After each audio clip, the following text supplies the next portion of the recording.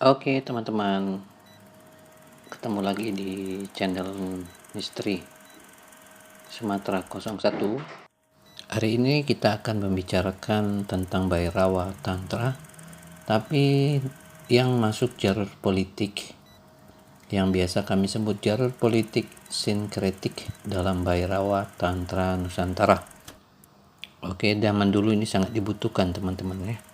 Jalur politik sinkretik dalam Bhairawa Tantra Nusantara merujuk pada bagaimana ajaran-ajaran esoterik dan spiritual, khususnya yang berasal dari tradisi Bhairawa Tantra, sejenis agen tantrik yang keras dan transgresif, dipadukan dengan praktik kekuasaan dan kenegaraan di Kepulauan Nusantara, khususnya pada era-era kerajaan seperti Sriwijaya, Damasraya hingga Majapahit dan Singosari.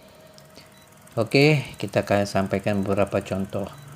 Berikut ini adalah garis besar tentang jalur politik sinkretik Bhairawa Tantra di Nusantara. Yang pertama, akar Bhairawa Tantra di Nusantara.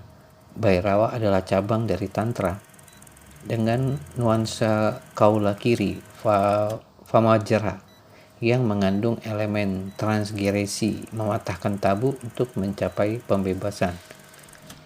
Dan lalu dalam konteks Nusantara, bentuk Bhairawa banyak memasuki pengaruh Tantra Buddha Vajrayana, terutama aliran Kalacakra, Hevajra, dan Heruka, yang sudah menyebar lewat jaringan Sriwijaya, Tibet, dan India Timur, Benggala.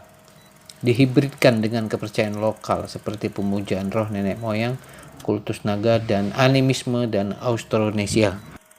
Yang kedua, praktik sinkretik antara politik dan ritual darah. Raja bukan hanya memimpin duniawi tapi juga Cakravartin, Raja Dharma, bahkan dianggap manunggali kaula gusti, bersatu dengan ilahi. Dalam Bhairawa Tantra Nusantara, kekuasaan raja dilegitimasi lewat inisiasi rahasia seperti Abhisheka, pemujaan dewa-dewi dalam bentuk murka seperti Bhairawa, Durga, dan Heruka. Ritual darah atau pengorbanan yang dalam bentuk melalui wayang atau perang suci. Penempaan tubuh dan jiwa melalui tapa, yoga, semedi, gua, dan candi. Oke. Lalu yang ketiga adalah tujuan politik spiritual, dharma, dan kendali alam. Tujuan utama menciptakan tatanan kosmik melalui kendali atas kekuatan chaos, naga, raksasa, buta kala yang dalam tantra ditarik menjadi pelindung. Itu makhluk-makhluk gaib ya teman-teman, mitos. Lalu sinkretrisme muncul dalam bentuk politik pemersatu, menggabungkan agama-agama besar, Buddha, Siwa, lokal menjadi satu sistem nilai. Oke ya teman-teman, di zaman itu yang ada masih Buddha Siwa ya teman-teman ya. Penggunaan ikonografi Dewa Murka, Kala, Bhairawa, Durga, Mahasi Saurmardini sebagai simbol penjaga negara. Itulah kenapa banyak dulu arca-arca teman-teman ya. Candi-candi sebagai cakra bumi, tempat mediasi politik dan penyambung kekuasaan raja dengan langit dan bumi. Oke, itu ya teman-teman. Nah, yang keempat adalah studi kasus, yaitu Aditya Warman dan Raja-Raja Kalacakra. Aditya Warman atau biasa teman-teman tahu raja dari Damasraya dan pendiri Minangkabau kuno, juga dulu menjadi seorang petinggi di kerajaan Majapahit, adalah tokoh kunci yang menerapkan Bhairawa Tantra secara terang-terang, yang membangun air Ca Bhairawa di Padang Roco, gigantik menakutkan penuh simbol Tantra. Oke, arcanya itu disimpan di Museum Nasional Jakarta ya teman-teman. Dikenal sebagai penguasa yang menggabungkan kekuatan militer, spiritualistik, tantrik, dan legitimasi kosmologi. Oke, di Jawa pengaruh Bhairawa dapat ditemukan dalam candi suku Ceto, di mana simbol-simbol kesuburan naga dan tantra digunakan untuk menegaskan kendali atas tanah dan langit. Yang kelima, jalur politik sinkretik ini mengajarkan bahwa kekuasaan sejati bukan hanya administrasi, tetapi spiritual.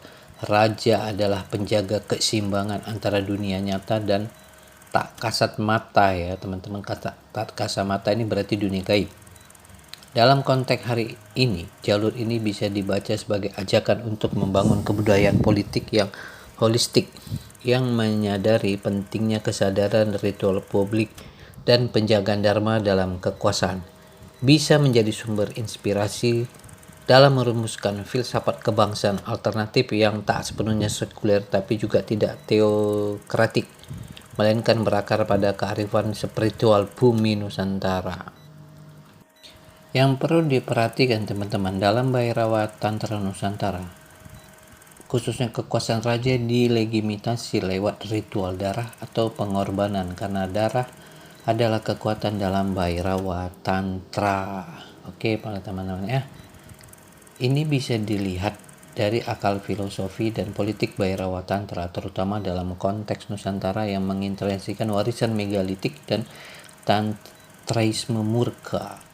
Darah sebagai legitimasi kekuasaan dalam Bhairawa Tantra Nusantara itu pertama berakar dari zaman megalitikum dan animisme. Sebelum datang Hindu-Buddha, masyarakat Nusantara telah mempraktikkan pertama pengorbanan darah, biasanya hewan, kadang manusia, untuk mengikat perjanjian dengan roh leluhur dan kekuatan alam, tanah, air, dan petir. Itu fungsi darah ya. Dalam ritual mendirikan batu tegak, menhir, kubur batu atau batu darah, itu penting karena dia mempunyai makna darah, jiwa, roh, kekuatan, legitimasi wilayah. Oke, yang kedua Bhairawa Tantra, jalan murka dan transkripsi. Dalam Bhairawa Tantra India, Tibet, Jawa, darah memiliki fungsi sakral.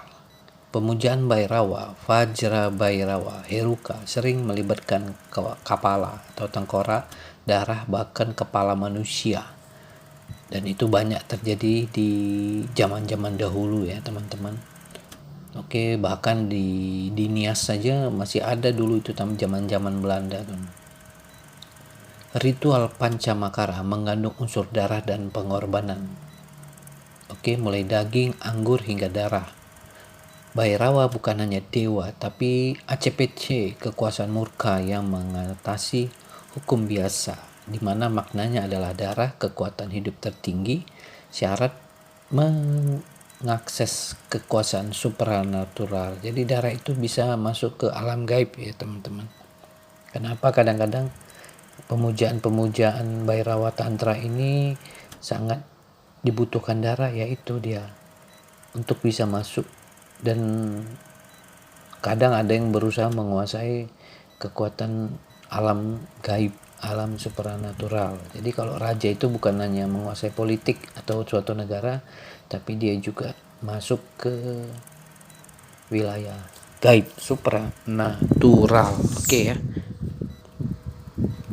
Jadi teman-teman harus mengerti bahwa hal-hal seperti ini memang sangat membutuhkan yang namanya darah. Tapi zaman dulu itu sangat dibutuhkan ya teman-teman. Dalam politik kekuasaan raja, kekuatan-kekuatan Bhairawa Tantra ini kan bisa menghimpun kekuatan gaib teman-teman yang sangat hebat teman-teman, sehingga dia punya kekuatan yang luar biasa, tidak sembarangan. Zaman dulu kan belum punya juga yang namanya senjata-senjata nuklir, meriam, abad-abad tua itu kan belum ada senjata-senjata canggih seperti itu. Senjata canggihnya ya ini Bhairawa Tantra ini teman-teman, karena dia memang punya kekuatan gaib yang luar biasa. Kalau sekarang dia punya pasukan manusia, kalau dia dulu raja-raja yang menguasai kekuatan gaib gini, dia punya pasukan gaib.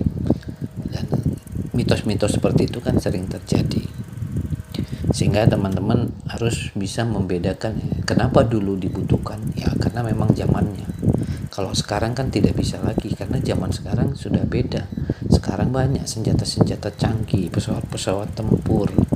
Dulu tidak ada teman-teman ya kan? Kalau dulu mengirim pasukan bukan pakai pesawat, tapi apa itu namanya, pasukan-pasukan gaib gitu. Itu yang dulu ya teman, itu banyak terjadi. Itu yang harus bisa dibedakan sama teman-teman. Jadi jangan terkejut kalau dulu ada darah. Iya, memang dulu sangat dibutuhkan teman-teman. Kalau sekarang tidak bisa memotong manusia, tapi kalau dia perang menggunakan senjata banyak juga butuh darah ya kan teman-teman. Kalau perang sekarang apa yang terjadi? Darah tumpah juga kan. Sebenarnya sama aja sih teman, cuman caranya aja berbeda.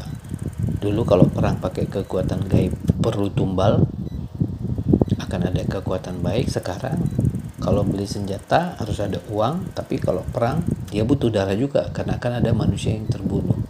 Itulah pola hidup ya teman-teman, yang biasa disebut roda waktu kehidupan atau siklus.